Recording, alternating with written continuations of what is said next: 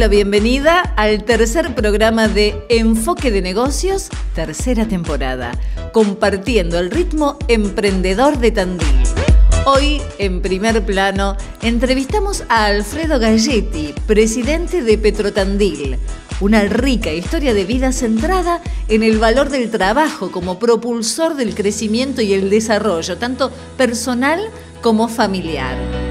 En Herramientas para Emprendedores, junto a la licenciada Norma Garrido de GIA, hablamos de clima laboral. ¿De qué forma podemos transformar las condiciones en los lugares donde trabajamos cotidianamente? Y hoy estrenamos nuevo bloque, Emprendiendo, donde destacamos jóvenes emprendimientos de La Serrana. Dialogamos con el fungicultor Alejandro Strupp, que en 2013 comenzó a producir gírgolas, que son hongos comestibles de exquisito sabor. Comenzamos así.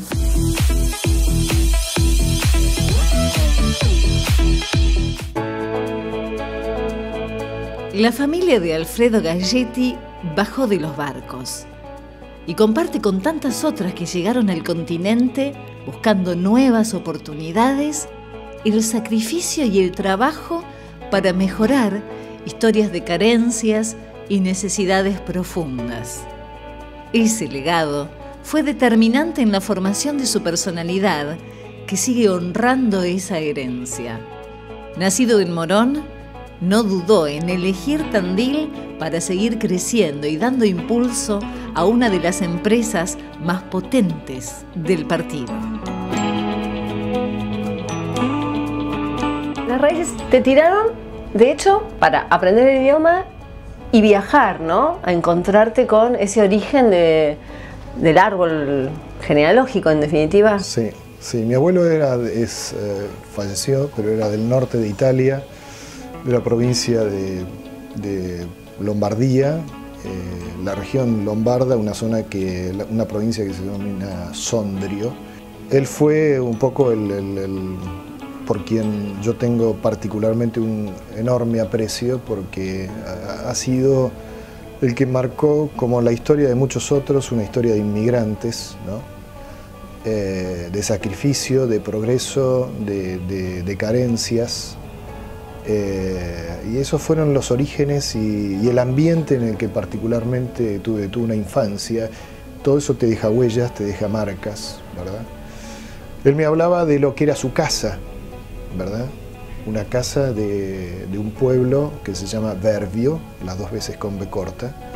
Él me hablaba de esa casa de piedra que yo pude conocer en el año 2000, donde una casa de 3 pisos. Abajo estaba lo que típicamente es en las construcciones de allá, lo que se llama la stalla. La stalla es el establo, porque gran parte de la economía gira en función de la producción de los propios animales. Y bueno, en esa puerta en la que tengo una foto, encontrarte con poder conectar todo aquello que el abuelo me había transmitido y luego estar en el lugar, la verdad que emocionalmente en aquel momento me desplomó. Porque es muy distinto que te transmita, mira, esta era la casa de tus padres, y otra cosa es verla reflejada, ¿verdad? Bueno, y esa cultura de alguna manera fue forjando al Alfredo Galletti, ¿no? de hoy, porque vos empezaste a trabajar de chico en la familia, ¿no? Esta cultura del trabajo, de sacrificio, bueno, apostar por el hacer. Mi abuelo pasó por hornos de ladrillo, por una quinta y una huerta alquilada. Luego él tenía 2 hijos, mi padre y mi tío, hijos que hicieron su escuela hasta 3er grado. Eran buenos alumnos, pero el abuelo tomó la determinación de que hasta allí llegaba la instrucción porque tenían que trabajar. Así que mi padre se pasó a convertirse de alguna manera en el cocinero de la peonada, una peonada que eran 4 personas, que eran los ayudantes que él tenía para la actividad de la huerta que desarrollaba. Con lo cual los hijos se fueron incorporando. Y bueno, después el tiempo trajo tal vez algún camión, mi tío ya tenía más inclinaciones hacia la mecánica, y ahí empezó su actividad y sus inicios como camioneros, ¿no?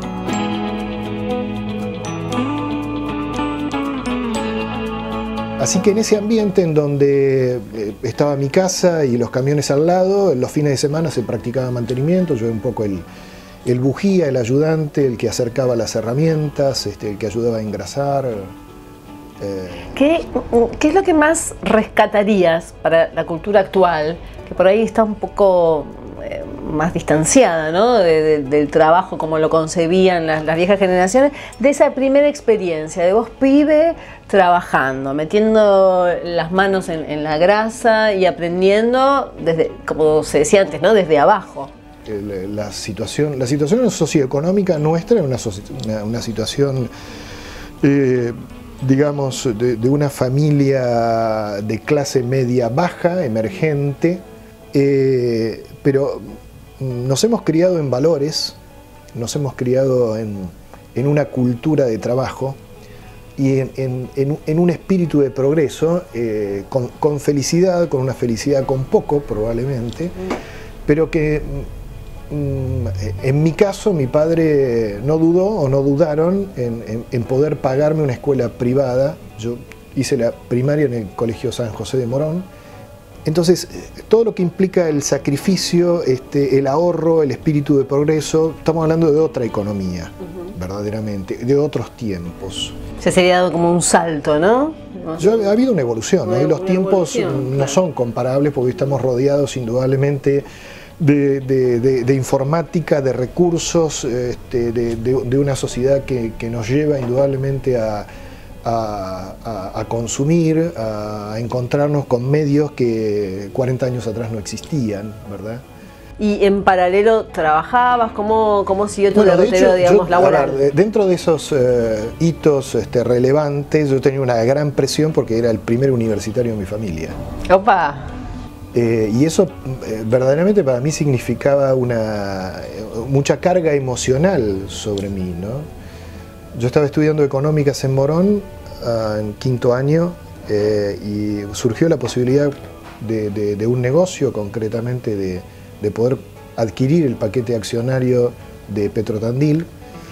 Nosotros no conocíamos la plaza, la familia no era de acá, nosotros éramos de Morón, en la zona oeste del Gran Buenos Aires.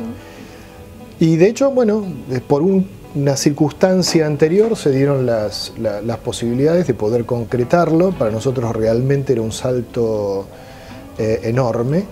Y yo no dudé en venir para acá. Estaba libre, sin compromisos. Y hay momentos en donde uno tiene, no digo una arrepentización, pero puede tomar una decisión en un instante, ¿verdad? Obviamente mi mamá no estaba de acuerdo.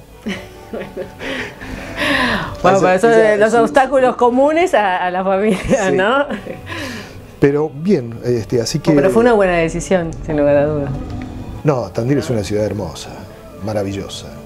Finalmente, de este presente de Alfredo, presidente de Petrotandil, 3 palabras que te definan como una persona que está, digamos, emprendiendo constantemente y buscando mejorar, crecer, ¿no? 3 que a vos te parezcan importantes, bueno, a la hora de hacer. Yo diría que nuestro presente tiene mucho de perseverancia. Yo siempre insisto en que hay que diferenciar o discernir entre la foto y el álbum, ¿verdad? La foto del presente es consecuencia en realidad de un álbum que, diría, empezó con el desembarco de mi abuelo en Argentina. O sea, yo me considero una suerte de portador de la posta o de la antorcha familiar, si se quiere, ¿no? Pero aquello que aprendí en mi casa es lo que intento predicar en la empresa, en cuanto al espíritu de trabajo, a la perseverancia, a la lealtad, a la responsabilidad. Y diría que esos son los pilares sobre los que nos hemos conducido y lo que nos ha permitido ganarnos la preferencia de clientes. Hoy creo que es una empresa reconocida, prestigiada, que siempre ha tratado de reinvertir en el rubro. Este es otro de los rubros, realmente otro de los puntos importantes. Y eso forma parte también de una alianza en la que mutuamente nos hemos reelegido con YPF, porque nos ha dado la posibilidad de engancharnos, de participar en nuevos proyectos. ha sido una alianza benéfica para ambos. No me imaginaba poder convertirme o que la vida me llevase a tener una responsabilidad compartida como tengo hoy con otras personas, pero siento una responsabilidad social importante. Entonces, todos en algún momento de nuestra vida queremos modificar el mundo. Luego, obviamente, vamos bajando las expectativas. Yo me he conformado con intentar influir en mi entorno. Que no es poco. Gracias, Alfredo. Un placer la charla. ¿Sabías que en Tandil se producen en forma orgánica gírgolas, que son sabrosísimos hongos comestibles? Te lo mostramos en instantes en nuestro próximo bloque de Enfoque de Negocios.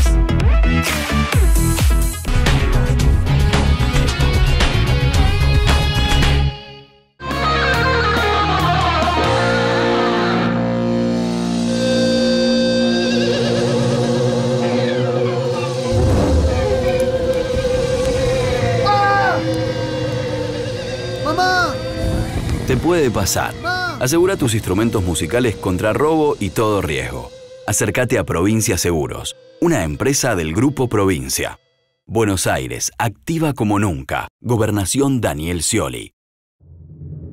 Entendemos que un buen profesional de las ciencias económicas exige el aprendizaje de los fundamentos de las disciplinas de base: administración, economía y contabilidad. La adquisición de técnicas para resolver problemas profesionales mediante experiencias significativas y lograr un compromiso con el bien común. Económicas, Unicen.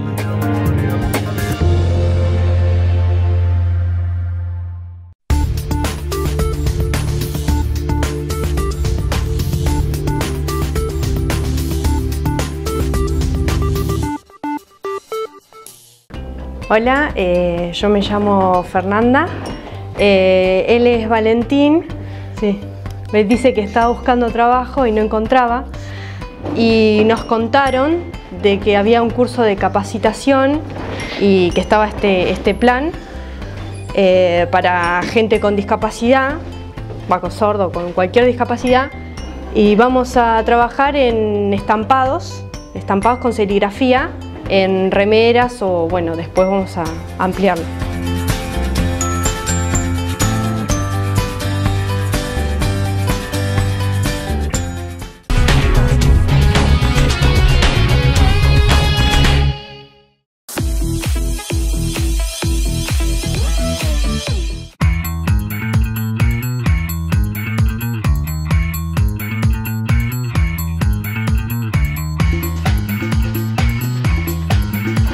¿Cómo es que se te ocurre empezar a producir gírgola, esta variedad de hongos, en nuestra ciudad? La realidad es que le debo el crédito a un amigo mío que es ingeniero agrónomo, que le dije, por decir, me voy a poner a criar hongos, y él me habló de esta variedad, y este hongo en sí específicamente, y empezar a averiguar, y me resultó muy interesante, sobre todo porque no es algo común, sí es algo que por suerte cada vez se consume más, porque por suerte hay más vegetarianos y hay más veganos. Los amo mucho y me pareció interesante, hice un estudio de mercado. ¿Y cuáles serían los pasos, digamos? ¿Cómo es que comienza? Nosotros algo ya nos explicaste, pero me parece muy interesante, ¿no? Todo lo que se necesita para llegar a la gírgola en ya la mesa. Bien, así como una planta necesita tierra para crecer, necesitas de un sustrato, ese es el nombre concreto, para el hongo. Eso puede ser o bien paja de trigo o paja de cebada. O sea, paja, cuando digo paja, es lo que queda del rastrojo. O sea, después de la cosecha del trigo, de la cebada, ese rastrojo, esa paja, es excelente para el hongo como alimento. Y había una experiencia con cáscara de girasol, que tampoco es que la consigo acá en la esquina en un almacén, pero sí es mucho más fácil de transportar y de movilizar. Y bueno, entonces es por eso que opté por la cáscara de girasol. Eso se pasteuriza para quitarle todas las bacterias que podrían llegar a competir con el hongo. Después se deja enfriar, se siembra o sea, es un micelio que viene para ser transportado, viene pegado a granos de trigo para poderlo movilizar, si no volaría en el ambiente. Volcás en el contenido de la cáscara esos granos de trigo con el hongo. Una vez que está mezclado, lo embolsás en, puede ser o tubos continuos, o sea, de 1 metro, 2 metros y medio, de acuerdo al diámetro, o sea, cada productor usa lo que mejor le parezca, pero sí tiene que tener, lo puedes hacer en botellas o en frascos. En el caso de las bolsas, como yo después les voy a mostrar, sale, o sea, se desparrama en la bolsa y sale por varios lados. Esa bolsa se lleva a incubación en una oscuridad absoluta, con una temperatura y una humedad determinada durante 15 días. En ese tiempo lo que sucede es que el hongo coloniza, se desparrama en toda la cáscara y se empieza a alimentar de la cáscara, que por eso dije que es como la tierra para una planta, de lo que es la lignina, la celulosa y la hemicelulosa que está en la cáscara del girasol. Ese es el alimento para el hongo. Una vez que ya se colonizó esa bolsa, la cambio de ambiente, la paso a un ambiente con un poquito más de luz, con otra temperatura y otra humedad. Entonces a la bolsa se le hacen cortes, por esos cortes que uno le provoca es que se desarrolla el hongo, y bueno, a la semana que la cambias de ambiente ya tiene que estar naciendo el hongo, y nacen durante la primera oleada, durante 4 días, 5 días, que es cuando los cosechas. Siempre en esos términos surge una segunda oleada, inclusive puede haber una tercera oleada.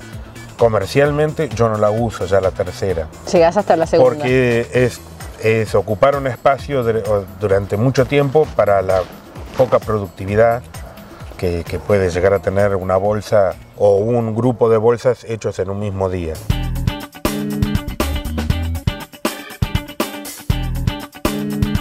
¿Qué cultura de consumo de hongos tenemos, por lo menos acá en Tandil, donde vos ya venís distribuyendo, digamos, el producto por distintas bocas?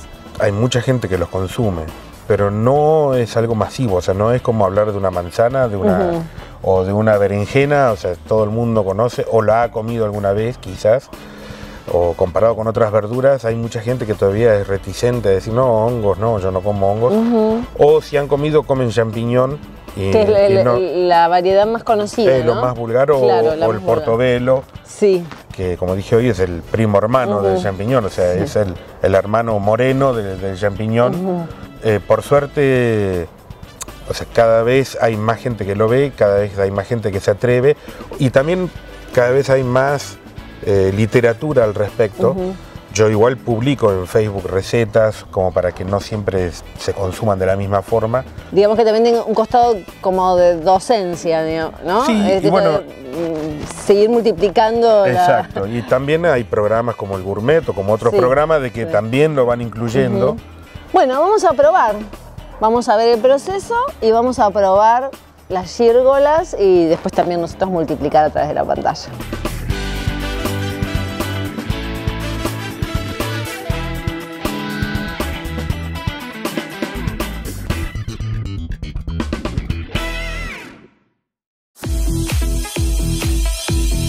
Nos llamaron de GIA, sí, la consultora que conocemos como Garrido y Asociados. Le acortaron el nombre para que sea más fácil.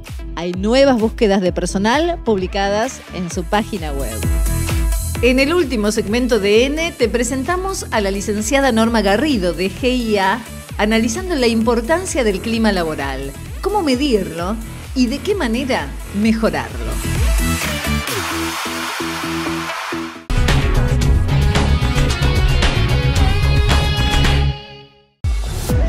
GIA, asesoramiento integral en recursos humanos, reclutamiento y selección de personal, complementado con descripción de puestos, clima laboral y promoción de puestos internos.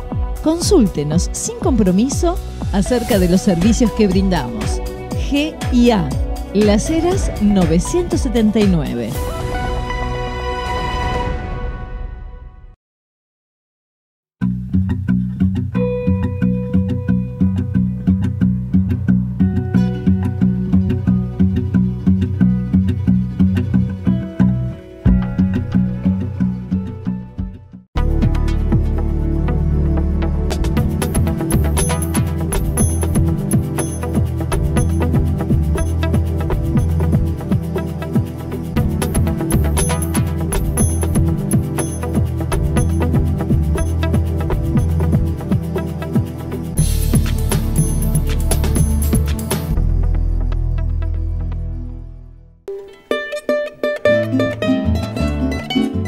Distribución núcleos porcinos.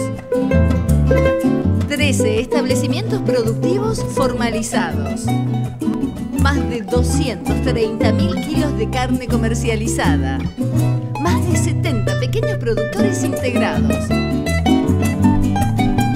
38 puestos de trabajo entre directos e indirectos. Secretaría de Desarrollo Económico Local. Municipio de Tandil.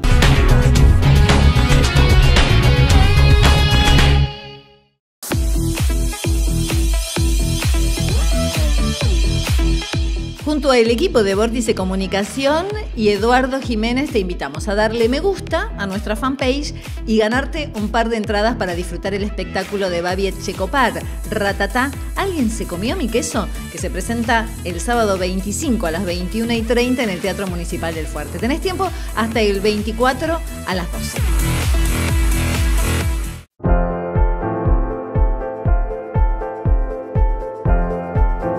En principio hay que tener interés por conocer qué está pasando adentro y por querer mejorar la situación de la empresa. Aún cuando a la empresa le vaya bien, digamos, van el crecimiento, la incorporación de nuevas personas, los cambios normales que todos sufrimos por nuestra edad, por los intereses, hacen que a veces cambien las situaciones dentro de la organización. Entonces, ¿en qué nos afecta? Bueno, en nuestra productividad. Las empresas fundamentalmente, digamos, se ven afectadas por los malos climas en los resultados que logran. Y ustedes pueden nombrar ejemplos de empresas que al parecer el clima laboral no es bueno, ¿no? Superan 1 o 2 años estas situaciones y siguen siendo exitosas las empresas, pero no por mucho tiempo. En algún momento eso empieza a resquebrajar los resultados, porque la cadena de logros internos que se tienen que dar para que el éxito de la empresa no se empieza a cumplir. Depende del tipo de empresa y el tamaño de la empresa, es la manera de abordar la forma de analizar el clima o medir el clima. Y cuando hablo de medir es porque, digamos, ya uno instrumenta mecanismos que dan valores o arrojan ciertos valores cuantitativos o cualitativos.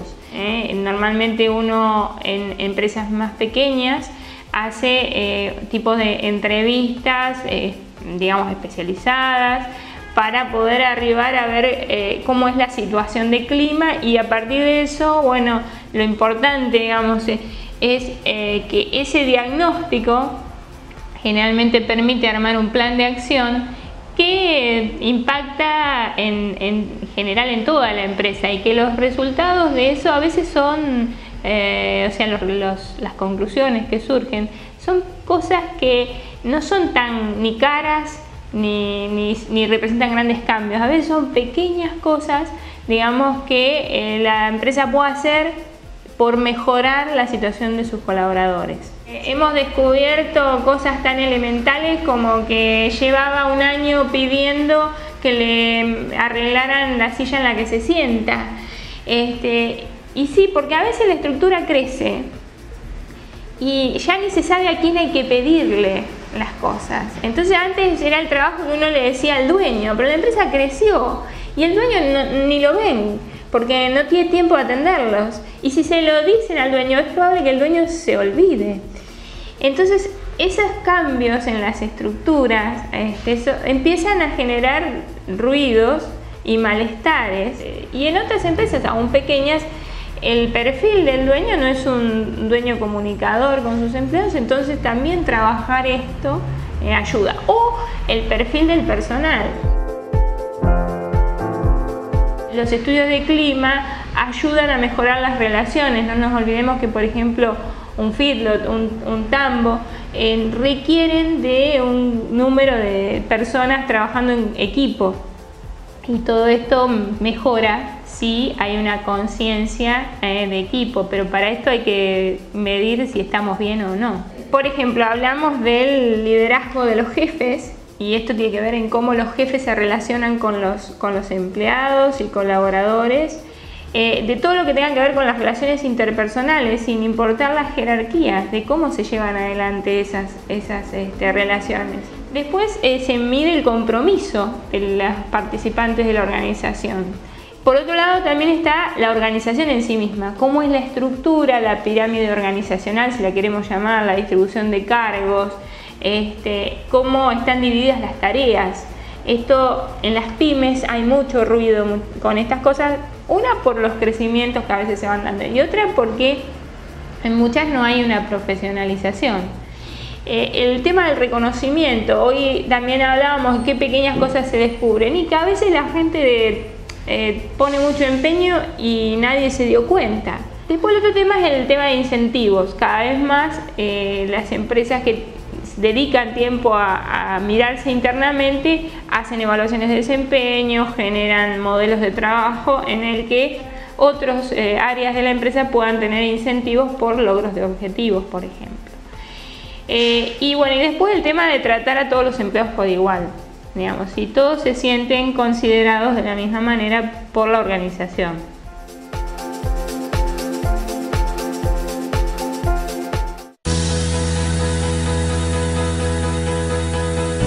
Así cerramos esta tercera entrega de Enfoque de Negocios, tercera temporada. La repetición va el sábado a partir de las 20 acá en EcoTV y todos los programas en nuestra página www.enfoquedenegocios.com.ar o nos seguís a través de nuestras redes sociales que están a cargo del equipazo de Vórtice Comunicación. Nos despedimos hasta la próxima semana. Muchísimas gracias.